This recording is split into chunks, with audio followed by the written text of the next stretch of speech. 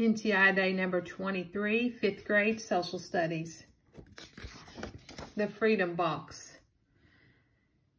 In 1815, Henry Brown was born into slavery, but he was allowed to spend his childhood with his family.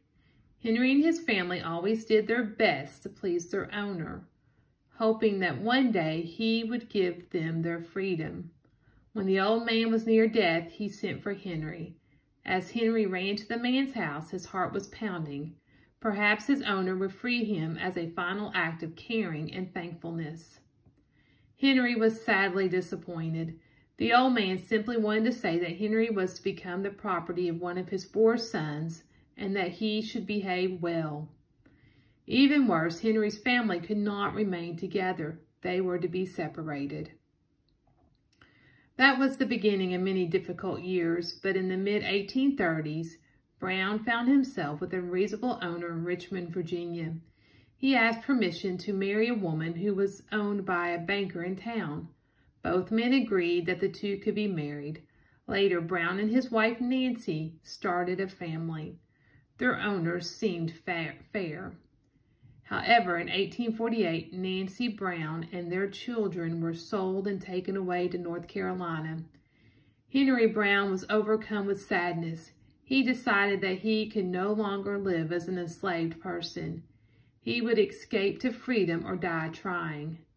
One day in 1849, Brown came up with a daring plan. He would climb into a box and have himself mailed to freedom. Brown knew of a shopkeeper who might help him. He explained his plan to the man and asked to have a sturdy wooden box built for the trip. The shopkeeper was afraid that Brown would not survive so long a journey in a box, but he finally agreed to help. When the box was ready, Brown put his plan into action. The box was 3 feet long, 2.5 feet deep, and 2 feet wide. Brown would have no room to move or stretch once inside. He would not have any way to escape from the box without help either. Brown crawled into the box. His friends nailed it closed and drilled 3 small breathing holes. He took nothing with him but a container of water and a few biscuits. On the lid, Brown's friends put a label that said, "This end up with care." The shopkeeper took the box immediately to the post office.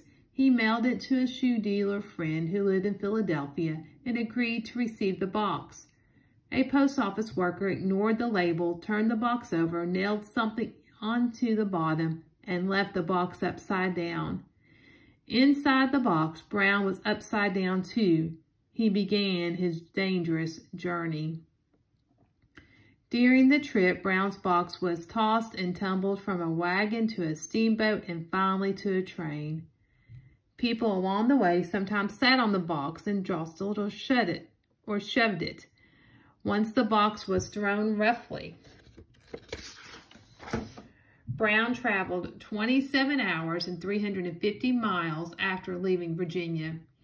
He was finally delivered to a home of the shopkeeper's friend in Philadelphia. Several people gathered around the box. They did not hear a sound.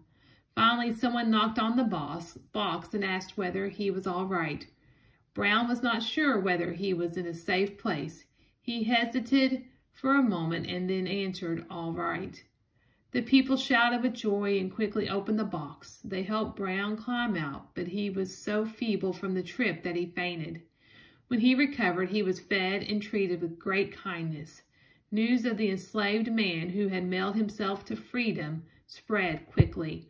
Many people offered to help him start a new life. Everywhere he went for the next 5 years, people wanted to hear the story of Henry Brown and his freedom box. So you got some questions to answer, okay? Number 1, why was Henry disappointed when he was given to one of his first owner's sons? A, he was afraid the son would be terribly cruel, or B, he had hoped that the old man would set him free. Number 2, why did Henry wait to get married until he had a reasonable owner?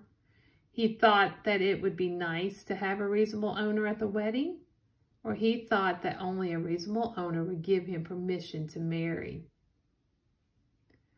Number 3, which of the following is the best summary of the first 4 paragraphs? Henry Brown's life was difficult. Whenever he found comfort or happiness, it was always taken away. Brown finally decided to escape from slavery or die trying.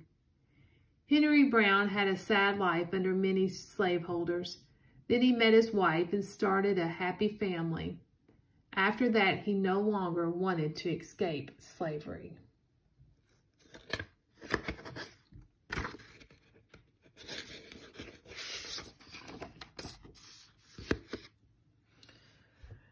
Number 4, what finally made Brown decide to escape from slavery?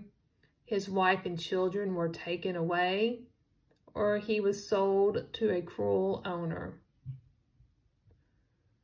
Number 5, which statements best describe Henry Brown? Henry Brown was willing to risk